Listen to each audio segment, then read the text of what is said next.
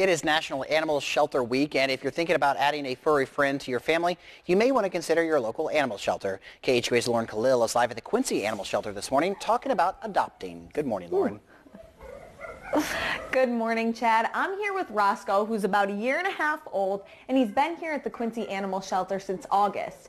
Now, if you're thinking about adding another family member to your family at home, you could be saving a life by adopting someone like him.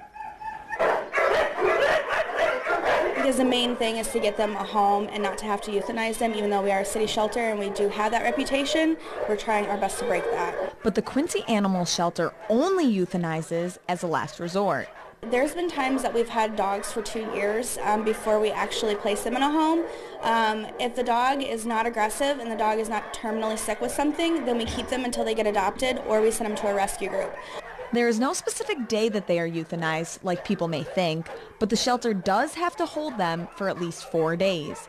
And if you are still questioning whether a shelter dog is a good fit for your family, just ask Corey Lissy, who could not be happier. Oh, we love them. It's like they were always there. You come in, you say, I want this dog. They have you fill out a form, do you have other dogs at home? Who's your vet? Because they want to make sure the dogs are taken care of when they go. She does admit it is a bit louder, but there's never a dull moment. Now, don't be alarmed by Jack, her pit bull. He was a bit of a mouthy one. He seemed to be scared of our camera, but his bark was definitely bigger than his bite. My husband actually saw Jack and he fell in love with Jack, and he was just this skinny thing with this big head, and I've never had a pit bull before, and I was a little bit leery about it, but he was so cute. My husband loved him so much. Corey and her husband also have a new Beagle and Rat Terrier mix that they got from the shelter, and they couldn't believe how easy the process was to adopt.